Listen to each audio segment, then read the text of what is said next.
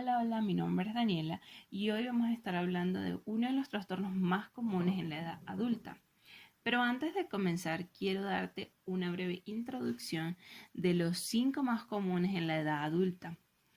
Y comenzamos con el trastorno del estado de ánimo, trastorno de la ansiedad, trastorno de la conducta alimentaria, trastornos de la personalidad y el trastorno psicótico, del cual vamos a desarrollar uno de los trastornos más sonados como es la esquizofrenia.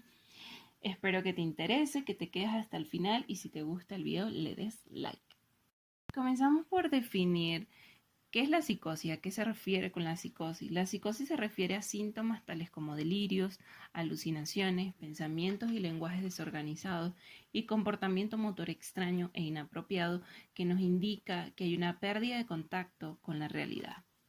La psicosis es algo que caracteriza lo que sería el trastorno de la esquizofrenia, pero hablemos un poco sobre qué es la esquizofrenia. Esta es una enfermedad crónica que puede atravesar distintas fases y aunque la duración de los patrones de cada una de ellas son variables, normalmente los pacientes que presentan esquizofrenia han presentado síntomas psicóticos en una medida de 12 a 24 meses antes de acudir a una consulta médica.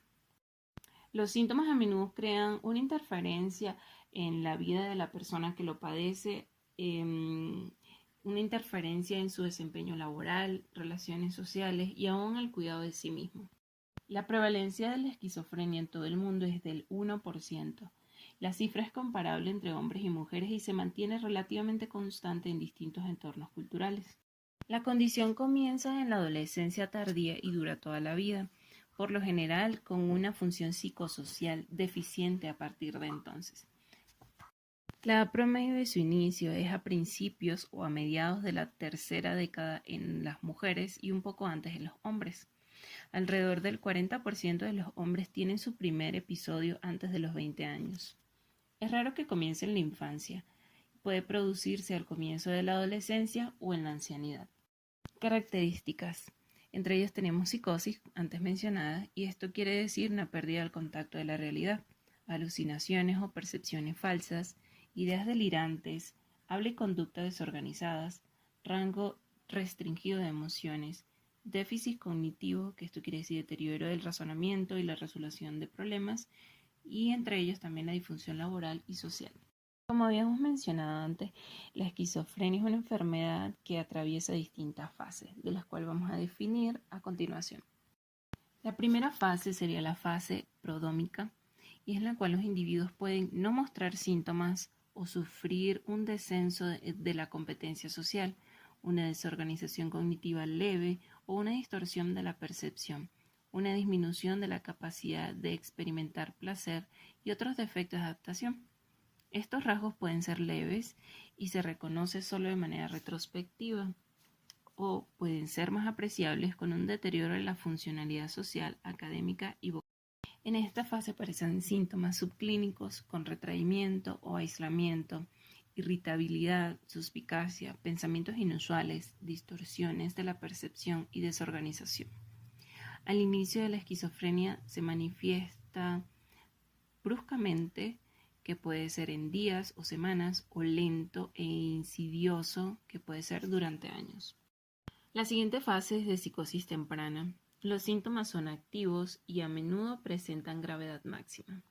Luego viene una fase intermedia. Los periodos sintomáticos pueden ser episódicos o continuos. Los defectos funcionales tienden a empeorar. Y la fase tardía de la enfermedad, el patrón puede quedar establecido, pero existe una variabilidad considerable.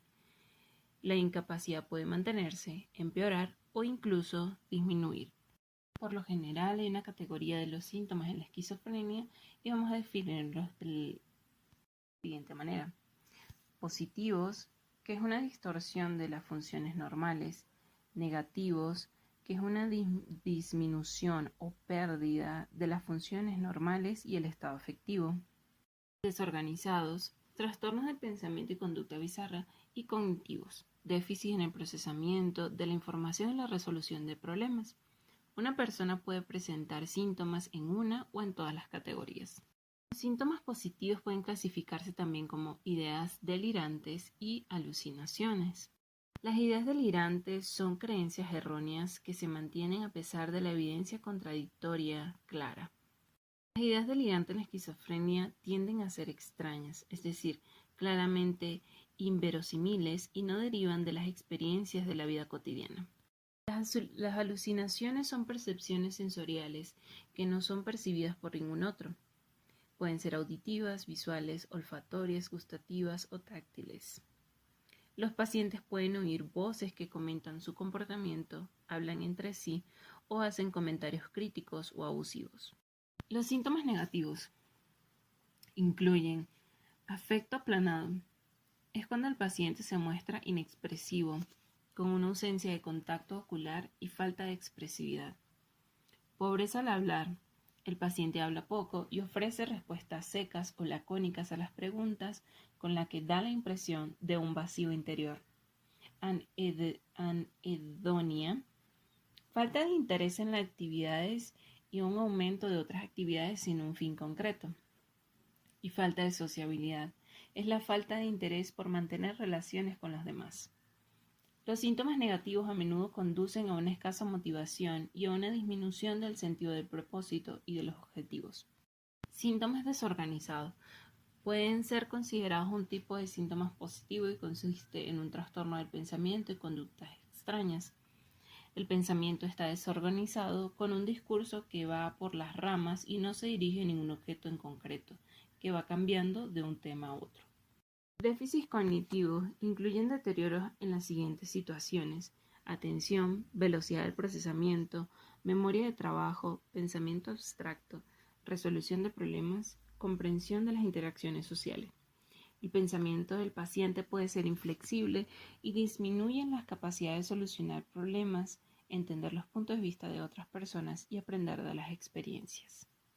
Y ahora, para ir finalizando, criterios de diagnóstico del DSM-5 para la esquizofrenia. Mencionaremos algunos de estos criterios, como lo sería la presencia de al menos 2 de los siguientes ítems, cada uno presente durante una porción de tiempo clínicamente significativo durante un periodo de un mes. Ítem número 1, delirios. Número 2, alucinaciones. Número 3, habla desorganizada. Número 4, extremadamente desorganizado o catatónico. Y número 5, síntomas negativos, como por ejemplo una disminución de la motivación y una disminución de la expresividad. Siguiente criterio. Los signos continuos de la alteración persisten durante un periodo de al menos 6 meses que debe incluir al menos un mes de síntomas. Y otro criterio es la alteración no es atribuible a los efectos fisiológicos de una sustancia, por ejemplo, presencia de drogas o un medicamento.